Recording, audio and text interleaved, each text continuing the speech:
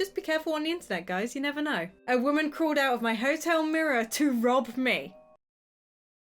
What are these stories? Well, you guys loved the first lot I did of this, which is all the creepy animated stories. I was like, okay, all right. I see it. I see you guys. We're gonna do another one. So I want to react to a couple more like we did last time because again, I am kind of invested in these stories. They're kind of more on the more, I guess, truer side of reality because all the other like My Story Animated and all the rest of those channels are really crazy stories and you think, are they real or are they fake? Anyway, let's just get into this one. Here we go. Get my headphones on. I'm gonna get my hair looking kind of okay-ish. You know what? I give up with my hair, okay? I can't go to a hairdresser right now, so this is as good as it gets.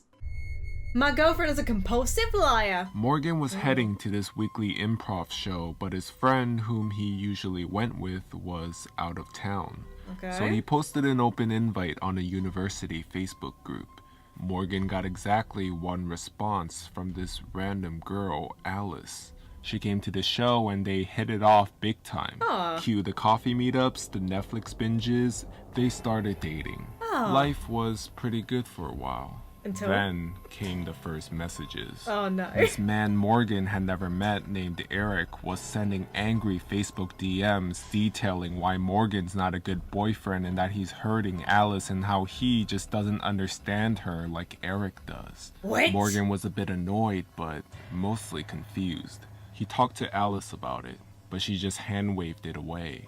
He's a jerk, she said. I don't hang out with him anymore. It wasn't the most satisfying explanation, but aggressively jealous guys aren't exactly an anomaly. So Morgan just blocked him and thought that was the end of it. Okay. A few months passed by. Alice had planned to study abroad, so when Morgan came back to school, she was already halfway across the world. Wow. It was only a few months, he thought. No big deal. But over those next few months, Morgan would become Facebook acquainted with a myriad of strange individuals.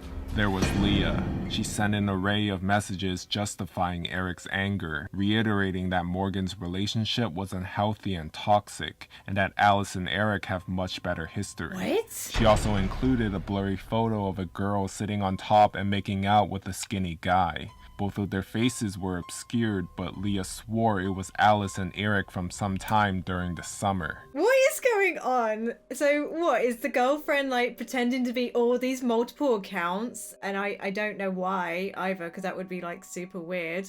Bit confused already, but I would be very lost right now. I meet up with this girl, everything's fine. Girlfriend, boyfriend, yay! Everything's happy. And then the array of Facebook messages happen and things get weird. I have no clue. This doesn't make sense, but alright. There was Nick. His Facebook pic was a guy on a skateboard in front of a sunset. He readily admitted that he had feelings for Alice, but made clear that neither he nor Eric had any right to be upset about her not being with them. He said that Leah and Eric were liars and he tried to set them straight. Relative to the others, he seemed semi-okay, but he let slip a few really bitter-sounding messages. There was Hannah. She showed up after Morgan blocked Leah. She claimed to be a childhood friend of Alice. There was Chris. He would send one cryptic message every once in a blue moon. He never replied to any of Morgan's messages. What? There was Mark. He apologized for the actions of the others. He tried to fill Morgan in on the group's dynamics and history. In the physical absence of Alice, he offered to meet him to talk. They set up a time and place, but he never showed up and Morgan never heard from him again. There was Sarah, there was David, there were so many. This was all spread over a period of time. Morgan usually blocked or stopped hearing from one person before hearing from another. Meanwhile, Alice is extremely difficult to get a hold of. Even when she responds, she's really dismissive of the whole subject.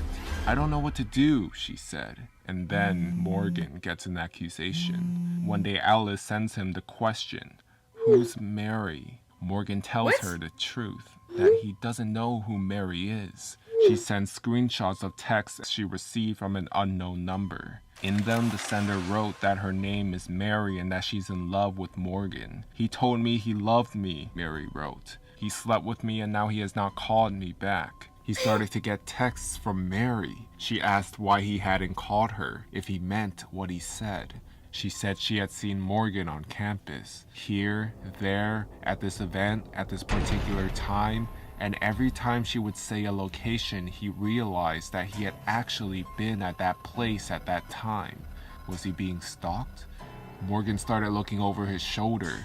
He didn't know what to do. He had no face and no name to report. He calls Alice and tells her he can't do this anymore. Morgan had no clue what was going on, but he knew somehow that they were all involved and he wanted no part in it. Yeah. And he cut off all contact with Alice. Wow. Then all of a Bold. sudden, everything, the messages, the texts, they all stopped. A friend of Morgan realized something soon after.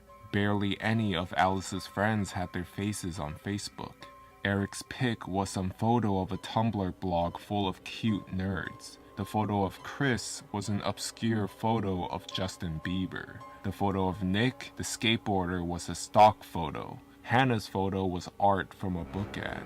David was apparently a Korean pop singer, and they also noticed something else. All of their photos were created around the same time he met Alice. To this day, Morgan doesn't understand it. Fast forward 2 years, he gets a text from an unknown number. Oh gosh, no. The number looks familiar, he thinks to himself. And then he realized it's Alice. The text consists of one word. No. Sorry, Alice. No. Let's not meet again. Yeah, good job. I don't know what that was, but okay. So, I don't know what was going on with Alice and why she possibly created this scenario and this story, but wow, okay. That was crazy. But the thing is, it's not so far-fetched because there are plenty of people that, when I was a bit younger and I had Facebook, there were definitely like kids in my year that were like making multiple Facebook accounts, and it got kind of weird and it got a little bit like, okay, I don't know what you're doing here, but it's kind of creeped me out a little bit. And it would be for various reasons, I guess, you know, anything from they just don't want people knowing who they actually are while looking at stuff, or, you know, they're trying to stalk their exes, or I don't know, there's a lot of different reasons anyway, but yeah. Just be careful on the internet, guys. You never know. A woman crawled out of my hotel mirror to rob me. What are these stories? This past Monday, Susan and her coworkers returned to their hotel from a day of working out in the field. Rebecca and Susan stood outside their rooms. She opened hers and saw someone in the bathroom. Oh, no. Hello? Nobody answered. Her first instinct was that it was a cleaning lady in there. And then she saw her bag and her clothes in the woman's hand. What are you doing with my stuff? She said. The lady kept mumbling about how her key still worked and that's how she got in. Susan was in shock and the woman was obviously very flustered, having been caught mid-robbery. I wonder why. She dropped the bags and fumbled around with her purse and a white plastic bag. By this time, Rebecca was behind her watching all the insanity unfold. The woman was scrambling and walking towards the door and Susan said, "What's in the bag?" No, it's just my things. It's just my things. I'll show you." I was about to say, if you weren't going to show us, like, they were about to fight you. There's two of them compared to the robber, okay? You have no chance, women, alright? Oh, yeah, that this is all my stuff. All my stuff, yeah, totally. Even though you just caught me robbing and you have, like, no way to trust my word. But yeah, totally. Susan looked and didn't see anything of hers inside, Oh, I thought it was like the wallets so there. she let her leave. She went into her room and it's been ransacked. Whoa. All of her electronics were still there. Then she went into the bathroom and saw her underwear, her bikini, and clothes shoved into her own bags randomly. Even the passport was shoved in there. Then Susan looked in the drawers and saw that she got into her medication. She ran out the door to go find her. She went down to the laundry room and out to the sides of the hotel and didn't see her anywhere. Susan realized she was never going to find her, so she and her coworker went to the lobby to tell them what happened and then called the police. Okay, good job. They went back up to the room to wait and noticed that there was a metal bat near the bed. but there's also a flashlight on the end. What? The police got there and took their statements and looked around the room as well. Okay. One thing Susan noticed was that there were bits of drywall in the sink, and she pointed it out to the cops, but none of them really knew where it came from. They started looking at the door to see if she pried her way in somehow, but there was nothing. They just kind of went with the idea that she had a spare key or something, even though the hotel front desk was adamant that there's no way that could be. Nah. The officer that came called for another because they thought the woman might still be in the vicinity. But after Susan and her co-worker's statements were taken, there was nothing else they could really do, so they left. I guess. Susan sat down to finally make some calls to tell people, and as she's on the phone, she's thinking about the drywall in the sink, and it still didn't make any sense to her. She goes into the bathroom and looks at the drywall in the mirror close to it, and then it hit her. She got Rebecca to help pull at this mirror there on you the go. wall, and it turns out it was attached on the top. There was a hole there, just big enough for a desperate junkie to squeeze through. She asked if she could call the cops again to let them know what they just No. found, and her boss said that there were still 2 cop cars in the parking lot. They both went back up, looked at the hole, and found a pillow, blankets, cigarettes, clothes, and toothbrushes inside. This woman had been living in the wall behind her mirror for God knows how long. She had access to Susan's room at all times, and the Oish. crawl space was just big enough for her to squeeze through. They took pictures of the scene, and everyone was mind blown that this was actually real. Unsurprisingly, Susan and Rebecca packed up and left immediately. Get out. The hole in the walls were from a renovation, and the hotel hadn't properly patched them, so they just covered it up with mirrors. She could have been hanging out in people's rooms while they were gone. Susan never went back to that hotel, but every time she travels and stays at another, you can bet the first thing she checks are the walls and the mirrors. Oh my gosh. Wait, so hold up a sec, guys. Hold up. I didn't just understand what this image was on my screen, but it's actually a true story by the looks of it. So this looks like it's some hotel, and there is a hole in the wall. Oh my gosh. Oh no! Oh, that freaks me out. Oh, that legit freaks me out. Oh, whenever it gets back to that we can travel again and I end up in a hotel or whatever, I know what I'm doing now. I'm checking the walls and I'm gonna check the mirror. Oh my god. Are you actually serious? Are you serious?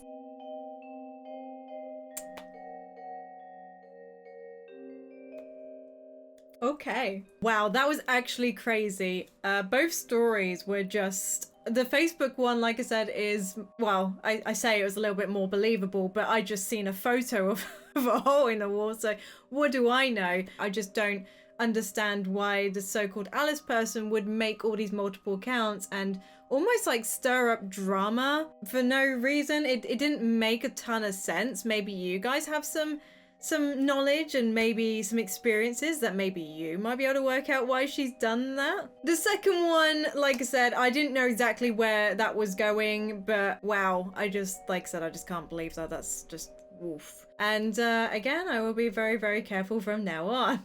Let me know in the comments, of course, so if you want to see more of these. If you haven't checked out Stephen D's channel already, is in the description below. I link them in there. Just go check them out. There is tons and tons of stories on their YouTube channel. I will be probably covering more as time goes on, but definitely go support the original creator because they've obviously put a lot of time into these videos. I hope you guys are doing as best as you can be with everything going on. Just a little update from me to you guys. Again, I'm still staying indoors. I've been ordering my food shopping as well. Just me and my dog and my rabbit. We've all still been hanging out and things, and we're relaxing as much as we can. I have been overworking a little bit, so I'm going to try my best to not do that. You end up kind of just keeping busy, don't you? Or the opposite, where you just don't do anything at all. And I kind of mix between the two, because there are definitely days where I just go, and I don't do a thing. But then there's a lot of days that I am constantly working, and it will be from early in the day until a little bit late at night, and that's my bad. Anyways, guys, I just wanted to make sure that you guys knew what I've been up to as well, and let me know what you guys have been up to. I have been reading the comments. I really have been. I keep seeing loads and loads of you guys telling me what's going on. Your creepy stories from the last one. Whoa, I was impressed, okay? So if you have any more creepy stories, you're more than welcome to put them in the comments. But until next time, bye-bye, guys!